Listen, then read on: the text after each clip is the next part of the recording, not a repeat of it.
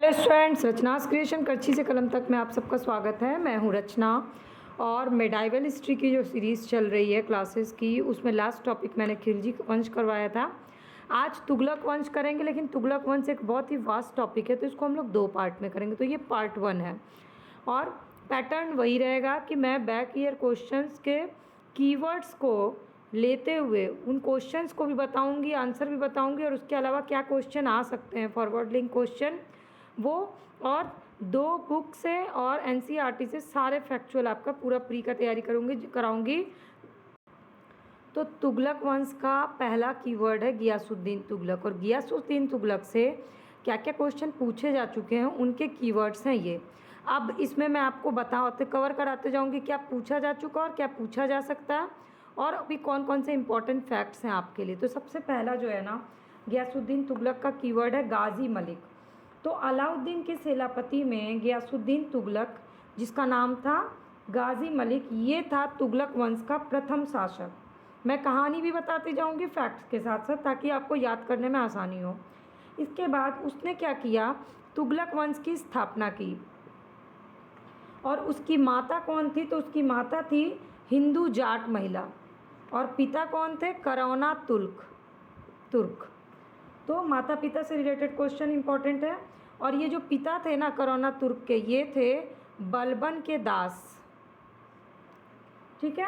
अब गियासुद्दीन तुगलक जो था अलाउद्दीन खिलजी के शासनकाल में कई महत्वपूर्ण अभियानों का अध्यक्ष रहा। किसके शासनकाल में, अलाउद्दीन खिलजी के शासनकाल में। और उसने दीपालपुर का राज्यपाल नियुक्त किया गया। तो गियासुद्दीन तुगलक कहाँ का राज्यपाल था, दीपालपुर का। इसके बाद 29 ऐसे अवसर थे जहाँ पर वो मंगोल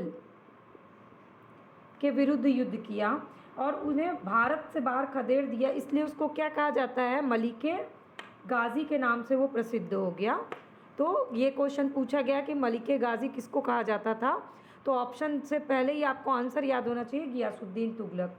फिर उसने खुसरो शाह को समाप्त करके दिल्ली के सिंहासन पर अधिकार कर लिया।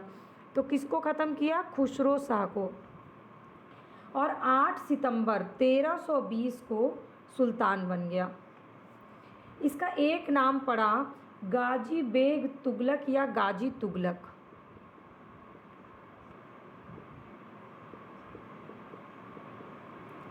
और इसीलिए उसके वंश का नाम पड़ गया तुगलक वंश, और उसके जो उत्तराधिकारी हुए सब, उन सब के आगे टाइटल क्या लगा, तुगलक लगा। तो ये है पहला पार्ट गियासुद्दीन तुगलक से रिलेटेड कीवर्ड्स के साथ। अब मैं आपको बताती हूँ आगे। और आपका काम होना चाहिए कि रोज़ ये 15 मिनट की मेरी एक वीडियो मैं पोस्ट करती हूँ, उसको रोज़ देखें। 15 मिनट में मैं पूरा एक टॉपिक आपका कवर कराती हूँ, किसी भी एक सब्जेक्ट का। और मैं पूरा जीएस कवर करा रही हूँ, modern, medieval, ancient, polity, geography, Indian और वर्ल्ड, इकोनॉमिक्स, पर्यावरण। तो ये सारा जीएस का इंपॉर्टेंट सेक्शन है, जिसको मैं टॉपिक वाइज इसी पैटर्न पे कवर करा रही हूँ सिर्फ 15 मिनट में। इसकी लिंक जो है पूरी सारी पहले की वीडियो की लिंक डिस्क्रिप्शन बॉक्स में शेयर किया हुआ है, आप उसको देखिएगा। और प्लीज़ अपनी पढ़ाई को कंटिन्यू रखिए। 15 मिनट की पढ़ाई आपको बहुत अच्छे से आपको तैयार करा देगी पूरे जीएस की। तो गियासुद्दीन तुगलक से रिलेटेड और क्या इंपॉर्टेंट कीवर्ड्स हैं, पहला है लगान। तुगलक के समय में जो ना लगान किसानों से पहले की तरह ही पैदावार का कितना, 1/5 से 1/3 तक उनका भाग वसूल किया जाने लगा। और उसी के अनुसार आवश्यकता अनुसार ही अकाल की स्थिति में भूमि कर को माफ़ कर दिया जाता था सिचुएशन के हिसाब से। इसके बाद राजस्व वसूली में सरकारी कर्मचारी को हिस्सा ना देकर कर मुक्त जागीर दे दी गई, यानी मुक्त जागीर की व्यवस्था की गई। और गियासुद्दीन तुगलक के समय में नस्ल एवं बटाई, this is very important question, नस्ल एवं बटाई की प्रथा किसके समय प्रचलित हुई, तो गियासुद्दीन तुगलक के समय में। ये सारे फैक्ट जो है ना, इसको याद करना इसलिए ज़रूरी है क्योंकि इसी से आप मेंस में आंसर फॉर्मेट कर सकते हैं, इसी के आधार पर। तो बटाई की प्रथा प्रचलन में थी, और अलाउद्दीन के समय की कठोर दंड व्यवस्था जो थी ना, उसको गियासुद्दीन तुगलक ने समाप्त कर दिया। और कर ना देने वालों को, सरकारी धन की बेईमानी करने वालों को और चोरों को कठोर दंड की व्यवस्था कर दी। तो बर्नी का स्टेटमेंट काफ़ी बार पूछा जाता है, जैसे कि तुगलक शाह के न्याय से भेड़िए को भी इस बात का साहस नहीं होता था कि वो किसी भेड़ की ओर देखे। ये स्टेटमेंट है बर्नी का किसके बारे में? गियासुद्दीन तुगलक के बारे में। फिर से बता दूं, तुगलक शाह के न्याय से भेड़िए को भी इस बात का साहस नहीं होता था कि वो किसी भेड़ की ओर देखे। तो ये हो गया गियासुद्दीन तुगलक से related important facts. Ghiyasuddin Tughlaq से बहुत ज़्यादा डीपली क्वेश्चन नहीं पूछा गया है। 1990 से लेकर के अभी तक जो क्वेश्चन बार बार पूछा गया, एक तो पहला कि अलाउद्दीन खिलजी के निम्नलिखित सेनाध्यक्षों में से कौन सा तुगलक वंश का प्रथम सुल्तान बना? तो इसका आंसर अगर गियासुद्दीन ऑप्शन नहीं देता, कई बार नहीं दिया गया है, ऑप्शन में दिया गया गाजी मलिक, तो आपको याद होना चाहिए कि गाजी मलिक, क्योंकि मैंने आपको ये भी बता दिया पूरा और इसकी पूरी कहानी भी बता दी आपको। इसके अलावा गाजी मलिक किस वंश का संस्थापक था? थोड़ा सा क्वेश्चन घुमा के पूछा गया आगे चल के 2017 में। 1990 से 2010 तक में यही ट्रेंड रहा, गियासुद्दीन तुगलक से क्वेश्चन पूछा गया। 2010 के बाद गाजी मलिक पे फोकस किया गया नाम पर। तो गाजी मलिक किस वंश का संस्थापक था? तुगलक वंश का संस्थापक था।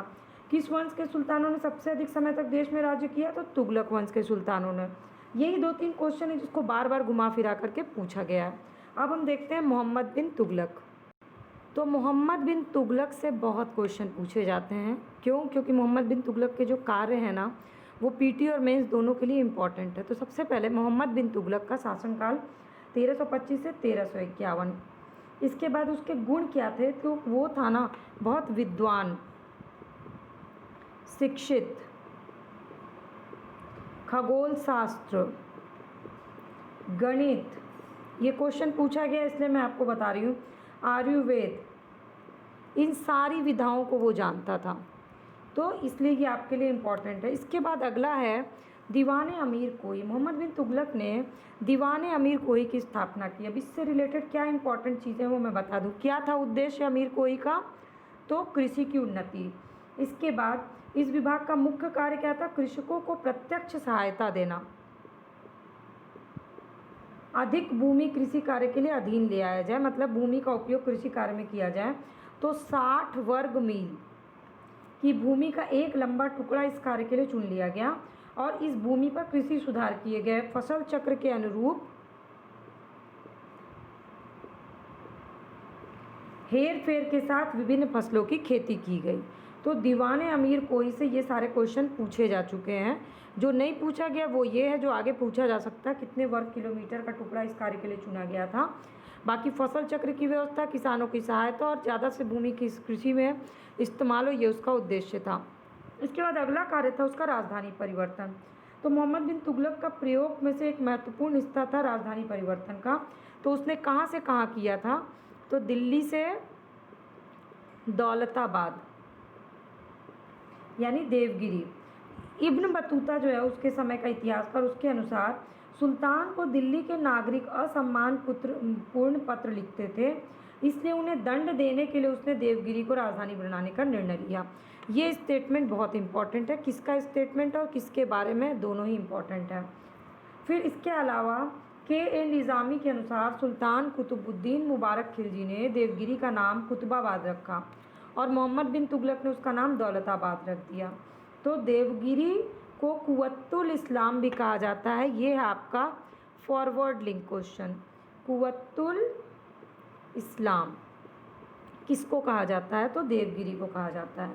अब मोहम्मद बिन तुगलक के आगे कौन कौन से प्रयोग हैं वो बता देती हूँ, लेकिन पहले बताते हैं इससे क्या क्वेश्चन पूछे जा चुके हैं।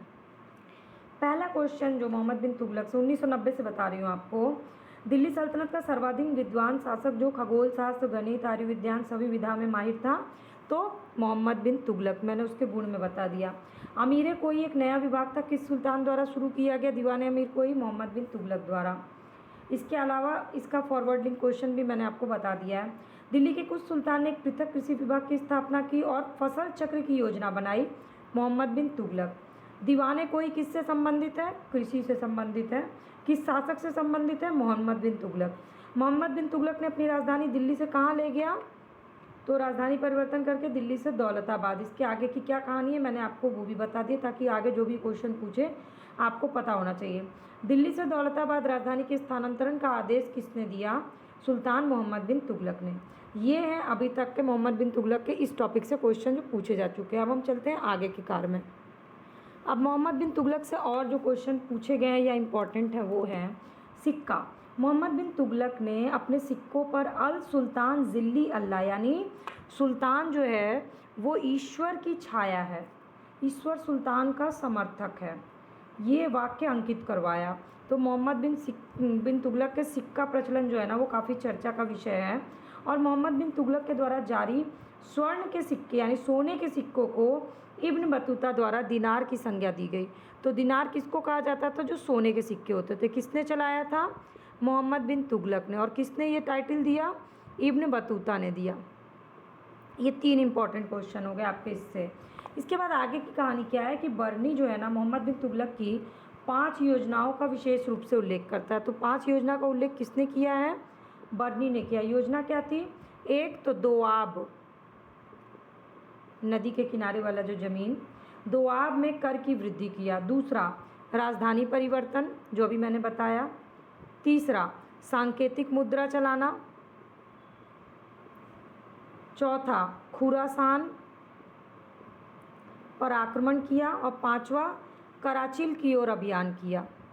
ये बहुत इंपॉर्टेंट है इसके पांचों कार्य, इसलिए आपको याद रखना कि इस 5 योजना की व्याख्या बर्नी ने की और 5 योजनाएं ये हैं। इसके बाद अगला जो इम्पॉर्टेंट है ये है इब्न बतूता से रिलेटेड क्वेश्चन। इब्न बतूता कहाँ का निवासी था? मोरक्को का था। मूल रूप अफ्रीकी यात्री था और मोहम्मद बिन तुगलक के काल में ही वो भारत आया था। मोहम्मद बिन तुगलक ने इसे दिल्ली का काजी नियुक्त कर दिया था और बाद में 1342 में उसे सुल्तान का राजदूत बना के कहाँ भेजा गया? तो चीन भेजा गया। इब्न बतूता ने कौन सी किताब लिखी? रेहला। इसमें अपनी पूरी यात्रा का विवरण किया है और सल्तनत काल में डाक व्यवस्था का विस्तृत विवरण जो है ना वो रेहला में ही मिलता है। अब हम जानते हैं कुछ और फैक्चुअल इन्फॉर्मेशन वाले क्वेश्चन कार्य से रिलेटेड। एक तो मोहम्मद बिन तुगलक दिल्ली सुल्तानों में पहला ऐसा सुल्तान था जो हिंदू त्यौहार मुख्यतः होली में भाग लेता था। Very important. उसने गैर तुर्क और भारतीय मुसलमानों को भी सरकारी पद पर नियुक्त किया। दूसरा इम्पॉर्टेंट तथ्य। इसके बाद बर्नी ने इसकी आलोचना भी की और ऐसे व्यक्तियों को उसने क्या कहा? छिछोरा, माली, जुलाहा, नाई, रसोइया आदि कहा गया ऐसे व्यक्तियों को। और 1351 को मोहम्मद बिन तुगलक की मृत्यु हो गई। उसके निधन पे किसने लिखा कि सुल्तान को उसकी प्रजा से और प्रजा को उसके सुल्तान से मुक्ति मिल गई? ये बहुत इंपॉर्टेंट है। ये अगर बर्नी देगा ना तो आप कंफ्यूज हो सकते हैं, इसलिए मैं आपको बता दूं बदायूनी ने लिखा था कि सुल्तान की मृत्यु से उसकी प्रजा से और प्रजा को उसके सुल्तान से मुक्ति मिल गई। अब मैं आपको बताती हूँ कि मोहम्मद बिन तुगलक से और क्या क्वेश्चन पूछे गए हैं। चलिए वो देख लेते हैं फटाफट से। भारत में सर्वप्रथम सांकेतिक मुद्रा का प्रचलन किसने किया? MBT ने। मोहम्मद बिन तुगलक ने विभिन्न प्रकार के सिक्के चलाए और उन सभी का उचित मूल्य निश्चित कर दिया। पर सांकेतिक मुद्रा का प्रचलन उसकी एक विशेषता रही। बर्नी के हिसाब से खजाने में धन की कमी होने लगी और साम्राज्य विस्तार की नीति को कार्य रूप में देने के लिए वजह से MBT ने सांकेतिक मुद्रा चलाई। ईरान में कैरवात खान के समय में सांकेतिक मुद्रा चलाई गई थी। ये है आपका फॉरवर्ड लिंक क्वेश्चन। जबकि यहाँ पर यह प्रयोग असफल हुआ था, पर चीन में कुबलई खान के समय में सांकेतिक मुद्रा का प्रयोग किया गया और वो सफल रहा। तो संभवतः नवीन अन्वेषण का प्रयोग करके MBT ने देखा कि यहाँ पे भाई सफल रहा है तो उसने भी शुरू कर दिया। जबकि और इससे क्या हुआ, पूरे उसमें विश्व में चांदी की कमी हो गई और भारत में तो बहुत ही कमी थी। इस कारण से उसका सांकेतिक मुद्रा उसने चलाई, लेकिन ये ज़्यादा सक्सेसफुल नहीं रहा। ये है सांकेतिक मुद्रा से रिलेटेड और क्या क्वेश्चन पूछे जा सकते हैं। इसके बाद अगला क्वेश्चन पूछा गया है, इब्न बतूता किसके शासनकाल में भारत आया था? तो MBT के शासनकाल में। कब आया था? बाकी क्या क्या उसको मोहम्मद बिन तुगलक ने दिल्ली का काजी नियुक्त किया, ये सब मैंने आगे का बता दिया। ये बार बार ये क्वेश्चन पूछा गया। डाक व्यवस्था का विस्तृत विवरण किसने किया? इब्न बतूता ने। किसमें किया है? रेहला में। इसके बाद होली का त्यौहार कौन सा राजा मनाता था? तो MBT मनाता था। राजा को प्रजा से मुक्ति और उन्हें राजा से मुक्ति ये किसने कहा? बदायूनी ने कहा था। मोहम्मद बिन तुगलक जो था ना वो दौलताबाद में था, तभी तागी के नेतृत्व में गुजरात में एक विद्रोह हो गया। सुल्तान खुद इस विद्रोह को दबाने के लिए गुजरात गया।